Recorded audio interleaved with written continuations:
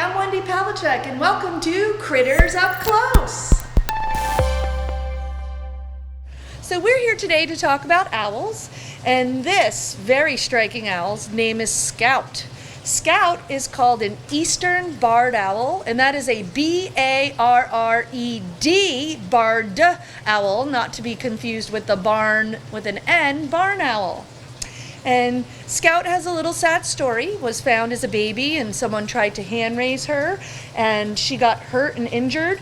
She was put back in a nest with some foster parents and a family, and she was too scared of the foster family and wasn't able to eat, and they decided that she was what's called imprinted, meaning that she can no longer be a wild owl. She thinks she's a human just like us.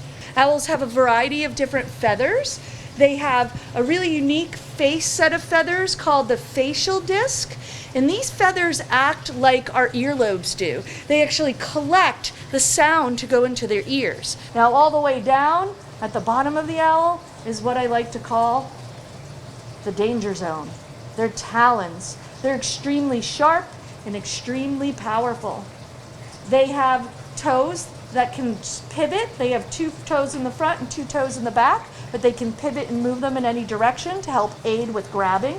And on the bottom of their talons, on the skin on their toes, they have little tiny bumps that are called papillae that act like Velcro when they're grabbing their prey. When people think of owls, because they sit, they're still, they look around, they think a lot before they actually move and hone in on their prey. It's almost, they think of owls as being wise because of the way they think before they act. So I try to teach that lesson to my students, and the poem that I used to recite when I worked at the Museum of Science was, "Once there was an owl who sat in an oak.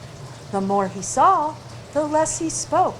The less he spoke, the more he heard. Why can't we be like that wise old bird?"